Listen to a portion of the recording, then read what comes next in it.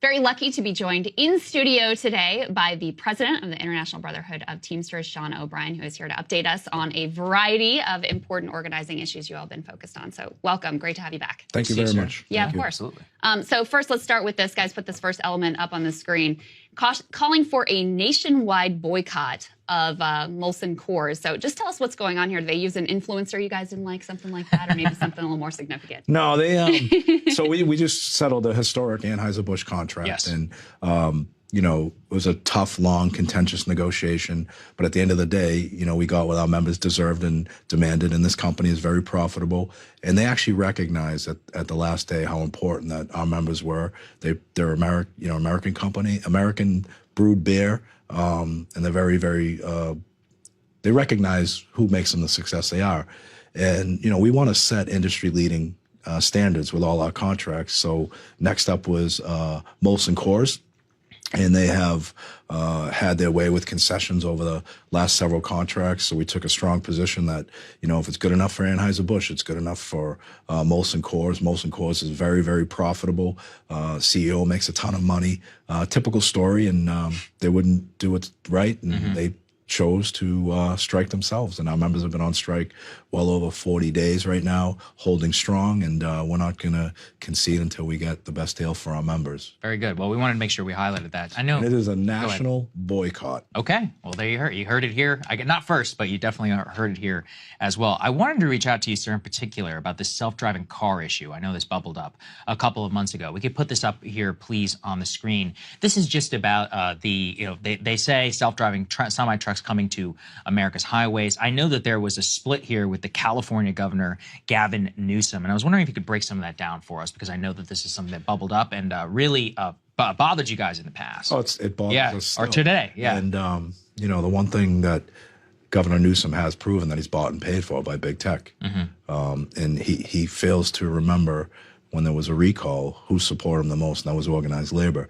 And look, we don't want autonomous vehicles. We're all about protecting jobs. More importantly, it could be a major public safety issue. You know, you have a 80,000-pound vehicle, you know, going up and down these roads, family of four.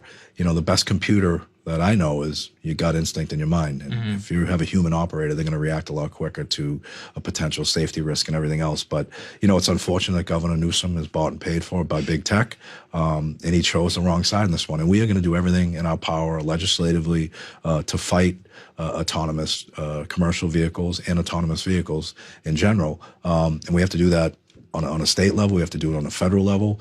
We have the ability through collective bargaining to protect against autonomous vehicles, and we've been very successful in all the negotiations that we have had with, you know, major corporations like UPS and others. So we have that ability to limit them during collective bargaining, but we want to make sure that we protect jobs as a whole nationwide and the safety.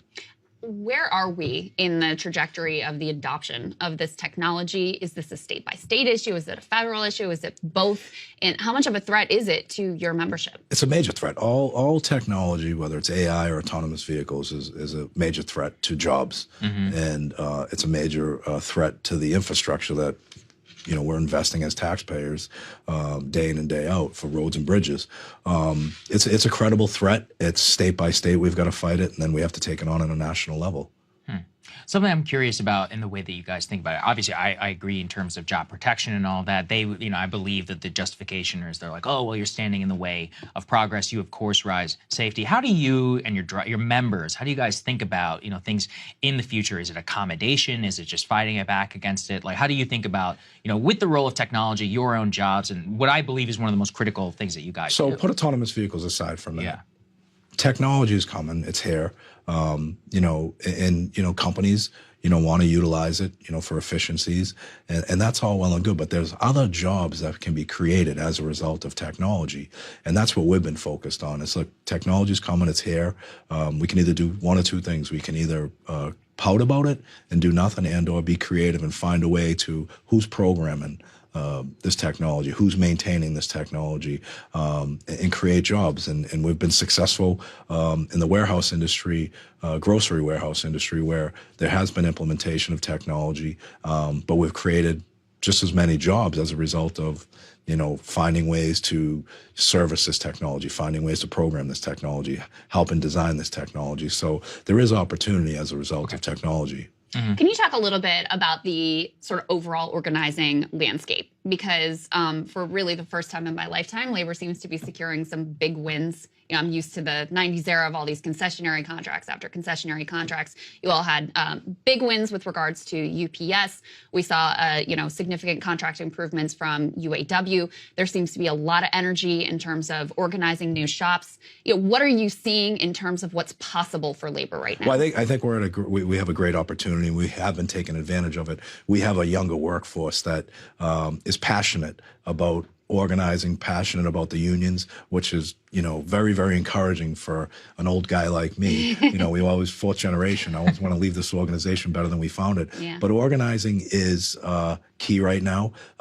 We're organizing in the Teamsters Union in traditional industries like construction, but we're also looking at, obviously, Amazon's our biggest target. We are focused on cannabis, where there's 425,000 W-2 employees that are cultivating, warehousing, and there'll be distribution. So we are focused. We have been organizing, getting contracts there. So yeah, I mean, we have to look at every opportunity. When you look at these young workers, like at Starbucks, you look at Chipotle, it's encouraging because, we have proven our value through the pandemic, organized labor, how we provided, our members were essential. They provided goods and services to keep this country moving. And now, with this opportunity with the younger generation who is thirsty to fight, and not afraid to stand up, it's great. I think the sky's the limit moving forward. We just have to keep this momentum going. How much has the more pro-worker Biden administration LRB helped to enable some of those victories and expand what's possible? Oh, clearly, I mean, when you make a change from, the previous administration who was anti-worker, anti-union, it has made it a lot easier. I mean, elections have gone a lot smoother. There's a lot more due diligence and violations and stuff like that. But at the end of the day, it's about getting our message out. What can we do for workers? What can we do as far as representing people? And I think, to your point earlier, we've negotiated as Teamsters the strongest contract, $30 billion at UPS, DHL, record contract, Anheuser-Busch.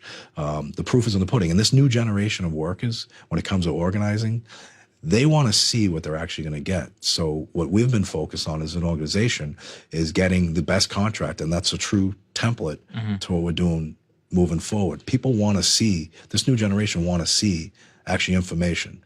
And, social media has played a huge role in getting our messaging out, has played a huge role in, basically bringing solidarity, connecting people. So, again, I'm very excited about the direction of the unions in the American workforce. You made a reference there to the previous administration. I know you went down to Mar-a-Lago. You met with former President Trump. Did you tell him any of this? How is he thinking about Look, the reality of it is this. We had roundtables with every single candidate.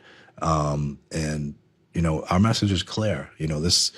You have to earn our endorsement, and you have boxes you need to check off, whether it's not supporting national right to work. We need to have a PRO Act where it makes, organizing easier. But more importantly, it mandates, arbitration to get a first contract. We need bankruptcy reform when these companies just run from their obligation and our members don't get their benefits. And, we've got antitrust. There's a lot of issues out there that are important to us. Autonomous vehicles, technology.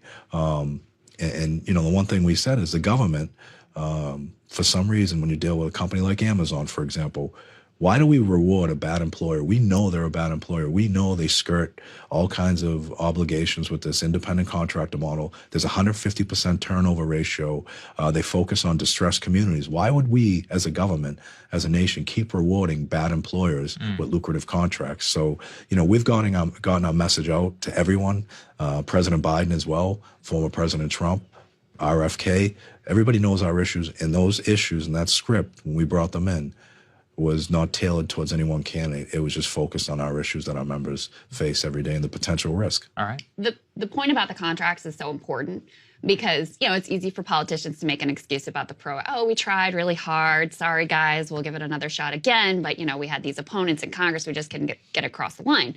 Well, you're talking about the contracts. That's something the president can do unilaterally. There's no excuse Right. for rewarding a company, a union busting company like Amazon, that is bad to their workers, as you point out. And if you look at the injury statistics, much higher than industry average. Wonder if you could just give us an update on where you guys are with Amazon organizing, what's the latest progress, and what's the big picture? So we have been working on Amazon. I mean, you see what's going on in Southern California.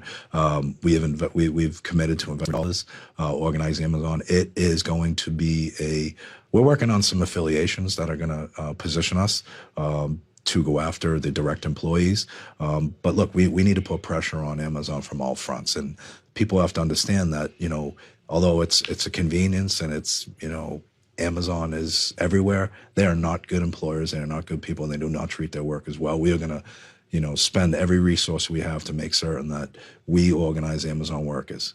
And, the best part about it is, again, we talk about that young generation. They are all in on this, which is very, very important to us. So you're seeing a lot of receptivity? We're seeing, absolutely we are. So especially after the UPS contract. Right. Yeah, of course. They do the same work that UPS workers do. Our part-timers are making well over $21 an hour. They get full medical, they get full pensions, but more importantly, they get a path to a career. There's no path to a career at Amazon.